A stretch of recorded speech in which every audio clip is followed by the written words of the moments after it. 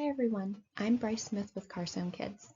Today we'll be going over community mobility and driving, wheelchairs, universal design, home access, and work rehabilitation. Most of this information comes from the IOTA test prep, as well as Therapy Ed and the NBCOT site itself. Before we begin, let's take a moment to center ourselves. Let's begin with 3 deep breaths. Inhale and exhale. Again, inhale and exhale. One last time, inhale and exhale. Wonderful. Next, we could do a mantra or visualization. I like to combine this with writing down what I want to achieve. So I might say, I will receive and retain the information with ease. And then I'll write that down. I will receive and retain the information with ease. Now I visualize myself receiving and retaining the information with ease. When you're ready, we'll begin. We'll start with community mobility and driving. Community mobility is an IADL. There are a couple different types. We have personal, such as driving our own vehicle. We have public, such as taking the public bus. We have supplemental, which are things like senior vans. And then we have commercial, which are taxis or ride shares. For community mobility, we have quite a few things to consider for an evaluation. We want to look at cognitive skills, motor and praxis abilities, sensory needs, emotional regulation, communication, and money management. When we're thinking about community mobility, we also want to know the legal considerations involved. We have the ADA, which regulates accessibility of public transportation. This is like including wheelchair lifts on a public bus. We have some different types of assistance that they define. They are exactly how they sound. Curb to curb is where the transportation picks up at the curb and drops off at the curb. Door to door is a little bit more involved. They pick up at the door and drop off at the door. Arm through arm is like door to door, only with that physical assistance. There's something else that I want you to just be aware of. We have Safe, Accountable, Flexible, Efficient Transportation Equity Act. A lot of words, but really what this means is that we have a legal consideration that there must be safe routes for kids to bike or walk to school. With Medicaid, they may subsidize transportation for healthcare and life maintenance trips. Let's switch gears for a moment and talk about driving. There's a hierarchy of behavior when it comes to driving. We have strategic behavior, which is planning the trip. Tactical behavior is our consciousness while driving. And then finally, operational behavior is our subconsciousness while driving. Just a reminder, driving is an ACL level at or above 5.6. It's a really high level ability. We have a lot of required skills for driving. We have vision, such as our visual acuity, ocular motor skills, visual field, and contrast sensitivity. Visual perception, cognition, such as attention, memory, executive functioning. We need to consider motor skills like strength, range of motion, endurance, balance, and even dexterity. If we're concerned about someone's driving, we really want to start with a driving screening. We can do this by screening for reaction time, visual acuity, decision making. We might even complete an occupational profile and an analysis of performance. There are a lot of different screening tools related to driving. We could do the general assessment of driving related skills, the driving health inventory. We can look at the motor-free visual perception test, clock drawing test, the useful field of view, We can look at the assessment of motor and process skills, the trail making test, and self-reports. So what happens after that screening? Usually it's a specialist that takes over, so you won't be tested about that on the NBCOT, but I do want you to know the process for it. We have a certified driver rehabilitation specialist. This is the person that will do a behind-the-wheel assessment. They don't expect general OTs to do something like this. There's a lot of training that goes into it. They will complete a comprehensive driving evaluation. They'll look at driving knowledge, skills, and abilities. We can do a driving risk assessment where we're just, again, assessing those client factors that are essential for driving and see if anything is lacking. There's a fitness to drive, which describes the driver's skills and abilities. And then we have a medical fitness to drive, and that's what happens when someone's driving ability gets called into question. Before we roll on to wheelchairs, let's do some soothing movement. I like to do some shoulder rolls and some neck stretches, something that you'll be able to do during the NBCOT. Wheelchair assessments begin with a physical examination. We want to observe the client in their current seating system if they have one. We'll then transfer them to sitting on a mat table. We want to observe the transfer, and then we want to really look at how they sit in an unsupported position, if they can. Are they hands-free? Are they hands-dependent? Are they a propped sitter? Then we want to observe the trunk and the pelvis. How much stability is there? What's the position? Assess the upper extremities and lower extremities for range of motion, strength, endurance. We want to reposition to supine, so now we could truly assess the pelvis and spine without the need of having to support oneself. We also want to check for pressure ulcers or shear on the skin at this time.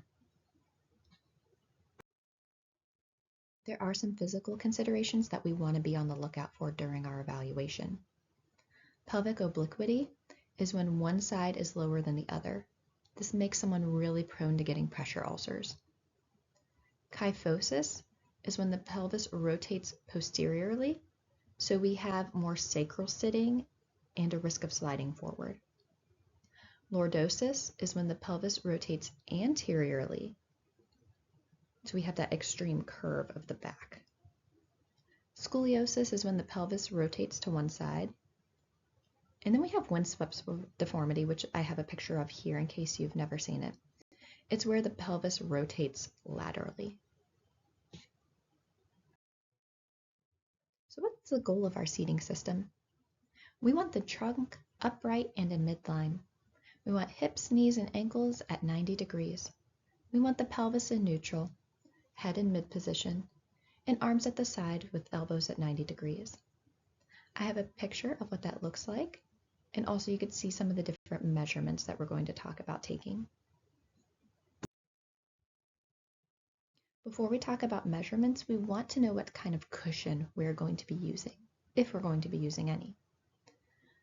So there are some seat supports that work on the pelvis and thighs. There are also back supports, which are for the posterior pelvis and spine. There are a couple different cushion shapes you can choose from. Flat are the most standard. They could be repositioned really easily, sometimes independently by the wheelchair user. There's standard contour, which is for a typical body size. And then there's custom contour, which is best for providing support, but it really does limit the client to that one position and it can make transfers harder. So again, just weighing the pros and cons when we're making decisions. Materials, we have air-filled, which is lightweight, but it's less stable. Alternating pressure, which provides that pressure relief, but again, it's much less stable. Foam, it's lightweight, but it might not prevent pressure over time because again, foam can compress. For gel, we have good postural control, but gel is pretty heavy. So if someone is, self-propelling their wheelchair, having a heavy gel cushion might not be supportive for them. Honeycomb is lightweight, but there's uneven pressure. And then a hybrid is typically like a foam and gel combination. So again, just weighing the pros and cons, considering what the client needs when selecting or not selecting cushioning. Seating supports, there are a lot of options. We have a pelvic stabilizer, which obviously supports the pelvis. We have thoracic supports, which are lateral to the trunk. Thigh supports, like in this picture where we could have medial and lateral thigh support. We can have a headrest. What I want to say here is to please be mindful of restraints. Remember, restraints are not legal unless we get a lot of crazy approval. The NBCOT is never going to ask you to have all that crazy approval. What they want you to know is that basically a restraint is illegal. So if they mention like a pelvic belt and someone cannot undo that belt independently, that is considered a restraint. That is something that we are not choosing. During the NBCOT, I want you to be so mindful and think, like, is this a restraint for this client? Can they get out by themselves? And that will help lead you to the right answer. So before we talk about measuring, in real life, you will need to know what cushion you're using, what supports you're using, because that needs to be taken in consideration with your measurements for the wheelchair. If the cushion makes someone 2 inches higher, we need to take that into consideration for their leg rest. The NBCOT isn't going to go in that kind of depth.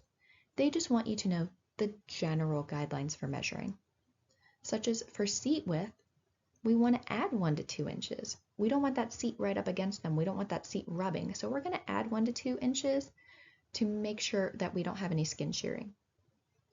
Seat depth, which is that space underneath the legs, we want to subtract 1 or 2 inches because we don't want the edge of that chair up against the back of the knee. So by subtracting 1 or 2 inches, we're making sure that where those knees bend, we're not rubbing up against. Seat back height, there's a lot of customization with this. The lower the seat back, the less support, but the more movement. So this is like for athletic chairs, we could do low seat backs. High seat backs are obviously more supportive, especially if someone's going to need a headrest. We're going to have a really high back plus the headrest. Seat back angle, we have seat sloping, which is the seat dump. So that can help stabilize the pelvis, but again, it's going to make transfers harder. And it could put pressure. So we need to think about a cushion if we're going to do a seat sloping. And then we can recline, and that's where you move the back, right? So that can ease hip flexion, but it's, again, less stable. So seat sloping is where we have like the seat and we are sloping it either direction, versus recline, which is where we're taking the back of the chair and moving it forward or backward. Armrest should be elbow flexion plus 1 inch. So we just want to make sure that they have that extra support to rest and stabilize themselves with their elbows. So we have different terms for wheelchair users. We have a marginal ambulator user, where they can walk short distances, but need a wheelchair for like outdoors, or possibly even a powered scooter. Manual wheelchair users can propel with both upper extremities or an upper extremity and a lower extremity combination, or they might be pushed. Marginal manual wheelchair users propel short distances, so they may use manual power assist, which is kind of cool, or power. So power assist is where every push has a little bit of an electric force behind it, so it helps to propel them further than they would be able to with just their arms. And totally or severely mobility impaired, that's where they're unable to propel at all and they are dependent on a powered wheelchair or an attendant. There are many different types of wheelchairs. We have transport chairs, which I think a lot of us are familiar with. They're the ones in the hospital. They are only for temporary use. Manual wheelchairs may be used long term, but they can also lead to injury. Within manual wheelchairs, we have the standard foldable, limited adjustability wheelchair. We can have a lightweight wheelchair, which comes in more sizes. We have high strength lightweight, which again, more sizes, a little bit more adjustable. It's for clients who can't propel that standard or lightweight version. We have the ultra lightweight, which is customizable, and the heavy duty, which is for clients who are obese or have severe spasticity. Power wheelchairs, we have a couple different drive options. We have front wheel drive, middle or rear. So the middle is for a smaller turning radius. We're putting that driving wheel in the middle position. And so that's for a smaller turning radius, but in the rear position, it provides more stability. So again, it's just whatever the client needs. Chairs that recline and tilt can ease personal care. So if a chair can tilt, the seat back angle is fixed and the whole seating system tilts, and that reduces shear. Recline, again, if they can't sit upright or spend a lot of time in the chair and need rest, having that recline option where the back moves backwards can be beneficial for them. But we're not done yet. There's even more to consider. Wheels. They can be rubber. They're less maintenance, but they don't absorb shock as well. We can have pneumatic wheels, which absorb shock well, but require more maintenance. Casters are the small wheels usually at the front of the wheelchair, and you can make these larger to be better for rugged terrain. Drive wheel axles. There's almost guaranteed to be a question about drive wheel axles on your exam. So when we put that drive wheel axle slightly behind or in line with the client's center of mass, that makes us more movable, right? That axle's right nearby. Versus if the axle is behind the client's center of mass, it makes it more stable. We never go in front of the client's center of mass. That would be way too unstable. The drive wheel axle is usually below the shoulder so that they have better access to the push rims if this is a manual wheelchair and not a power wheelchair. We want it to be higher or have the seat lower to make it more stable, but again, it's harder to propel it that way. So if you're looking for stability, what you can do is put the axle behind the client's center of mass, make it higher with the seat lower, and that's like the ultimate stability. If we're wanting our client to be more mobile, what we're going to do is that we're going to put that axle in line with the client's center of mass and make sure that it's at an appropriate level for them to have access to the push rims right below that shoulder. There's power assist, which decreases the effort needed to push, and I mentioned that briefly. What it is, it's almost like a half electric wheelchair, so as they push, the wheelchair provides a little power so that they can move more on one push than they would by themselves. This actually helps prevent injury long term if you do have a manual wheelchair user. Armrests, we have full length, which is good for a lap tray. We have desk length, which is better for work surfaces. You can reverse them for the desk length ones, which is neat to accommodate for them rolling under tables and other areas. Again, just a few options. We weigh the pros and the cons for each for our client. Now we get to the fun part, accessories. We have a lap board, which again is for them to be able to work on. We have a positioning belt, which stabilizes the pelvis, and I have a picture of that. I want you to be mindful. It can be considered a restraint if the client cannot take it off by themselves. We have hand rim projections, which come off the wheels to help them propel. We have brake lever extensions so that they could reach it more easily. We have anti-tip devices, which are so fun. I have a picture of this here. So an anti-tip device is exactly how it sounds. It's so the wheelchair doesn't tip backwards. The fun part is some really mobile wheelchair users use it to pop wheelies. They use it to get up over curbs. They use it to be more mobile. So that's an anti-tip device. Yes, it's preventing tipping, but it also can be used for those really mobile users to get over curbs. We have a hill holder, which prevents a chair from going backwards. So if someone lives in a really hilly area, that's something we definitely want to consider. We have the push handles, again, if someone else is going to be pushing. Adjustable tension backrest for kyphosis, and we have wedge cushions like the anti-thrust seat. You made it through the really intense wheelchair portion. Let's move on to universal design. Before we do, take a couple deep breaths or do some soothing movement.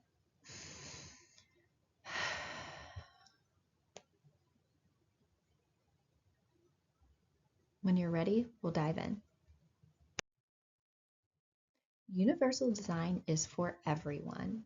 It's not just for people with disabilities. It's for everyone to enjoy and use.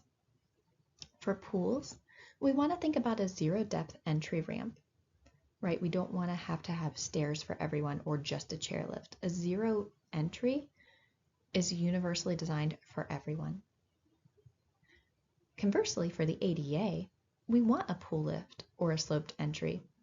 We need at least 2 lifts if the pool is large.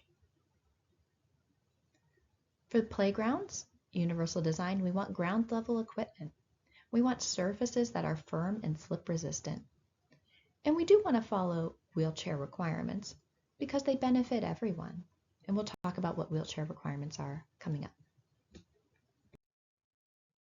Universal design for printed materials. We want to be at or below a 4th grade reading level. And we want the font to be at least 12 point, if not larger. Universal design is pretty breezy, but we're going to be getting into some of its components even when we're talking about home access. But since we're starting a new chapter, let's go ahead and take a deep breath and do some soothing movements before we go in.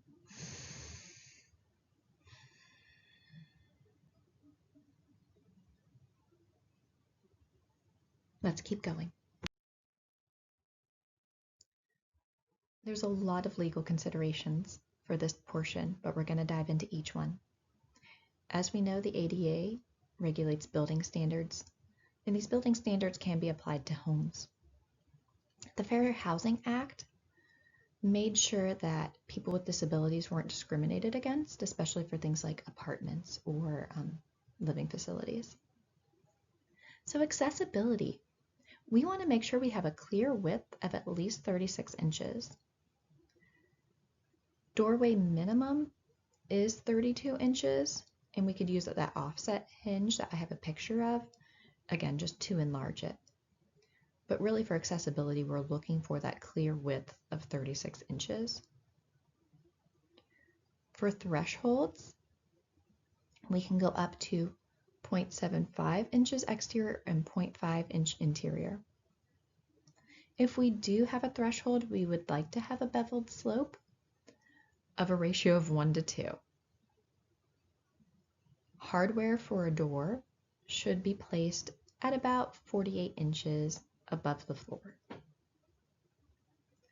I know those are a lot of numbers. The way I would really practice that is to go around your house or wherever you are studying and measure. Measure the doorways, measure the hardware on the door, think about thresholds, and think about how you would apply these, because it's so much easier to remember something you've applied in your own environment. For ramps, it's a 1 to 12 ratio for less than 30 feet.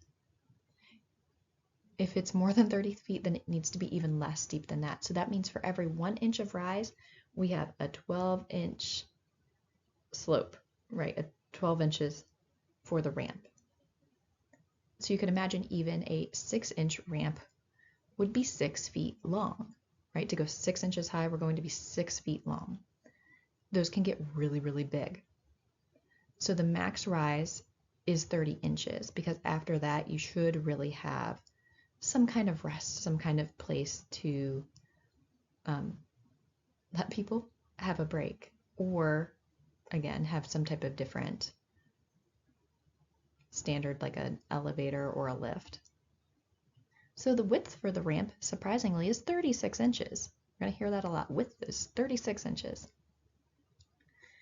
If there's a rise of more than 6 inches on a ramp, there needs to be handrails on both sides for someone to use to help pull themselves up. Handrails need a 1 to 1.5 inch clearance between the wall and the rail, and that's so that people can fit their hand in there.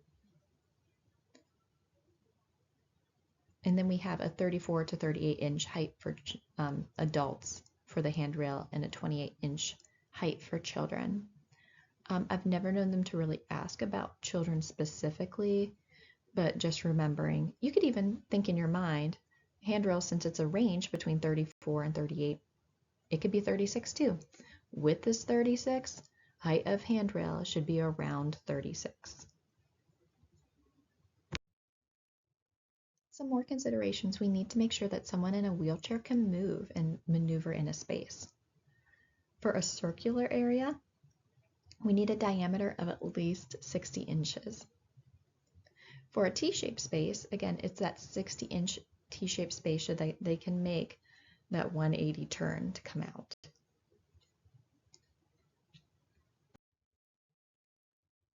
Moving away from wheelchairs, we could think about clients who have cognitive impairments or other impairments, and some strategies in the home for them. So for cognitive impairments, we can have a door alarm or a bed alarm. We can have a door poster to hide the door. We could have people with low vision where we could increase lighting, have digital voice assistant, or increase contrast. For energy conservation, we might want to think of like a bar stool in the kitchen for prep, chairs around the house for rest stations.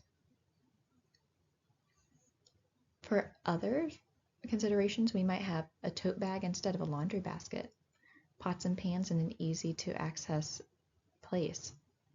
And then for all, in a more universal design way, we want to remove throw rugs. We can install task lamps.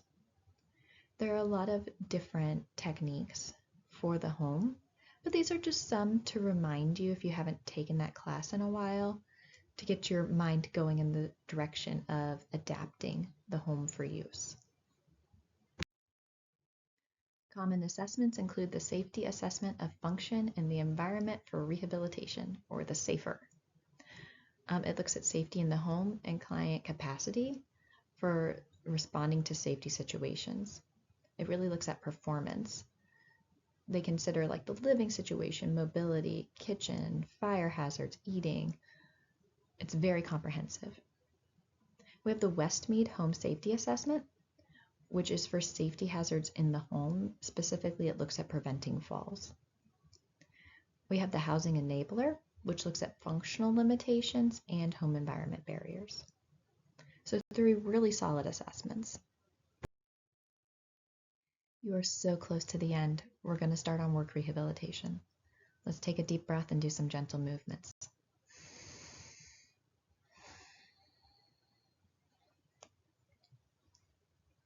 When you're ready, we'll begin. As always, we're going to dive into the legal considerations. We have the Equal Employment Opportunity Commission, which regulates return to work and industrial work rehabilitation, transition services preparing adolescents for the workforce. There's health promotion, which we have injury prevention programs like the CDC National Institute for Occupational Safety and Health, and we also have OSHA. For industrial work rehabilitation, most injuries are work-related musculoskeletal disorders.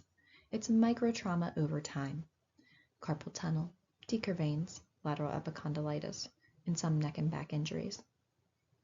For back and neck, we really want to focus on body mechanics, keeping the spine in alignment, holding objects close to our center of gravity, avoiding twisting, and keeping a wide base of support. There are a lot of psych considerations for work rehab. We have catastrophizing, where there's the belief that the situation is far worse than it is. Symptom magnification, where again the symptoms are worse than the injury. And malingering, where we can have an exaggeration of an illness. With work rehab, we really want to think about injury prevention. Primary prevention is where we identify and reduce the risk factors before injury occurs. This is ideal. Secondary prevention is where we minimize or reduce the duration, severity, or cost of work injuries after early identification. Still good, not the best, but we'll take secondary prevention. Tertiary prevention is after illness or injury has already occurred. Programs, we have ongoing management supports, supervisor support, and employee participation. We want to think about our stakeholders. So steps for an injury prevention plan. We want to develop a corporate plan, have an injury prevention team with our stakeholders. We want training for risk factor identification. We're going to do some ergonomic evals. We're going to do risk factor control. And then we'll have medical management, and that's early intervention and transitional work, modified duty programs if needed. Job demand analysis. These are objective physical requirements of a job. This is used in hiring, compensation, and worker rehab. It has essential job functions, which we can get through questionnaires, interviews, observations, and formal assessments. Work requirements are things like education, training, experience, cognitive and mental requirements, physical demands, and environmental conditions. We can provide a work tolerance screening. We can assess the client's physical and cognitive abilities. Work tolerance screenings are based on the job description. Part of our assessment is a 5-level grip test, so you use that dynamometer at each setting. The second and third grip should be the strongest. The reason we do this is to truly prove that the client is giving their best effort. Levels of work. We have sedentary, where we're lifting less than 10 pounds occasionally. Light, where we're lifting 11 to 15 pounds occasionally. Less than 10 pounds pretty frequently. Medium is lifting 26 to 50 pounds occasionally. Again, that 11 to 15 frequently. Heavy is lifting that 51 to 100 pounds occasionally, 26 to 50 pounds frequently. Very heavy is lifting over 100 pounds occasionally, less than 50 frequently. You don't really need to memorize these.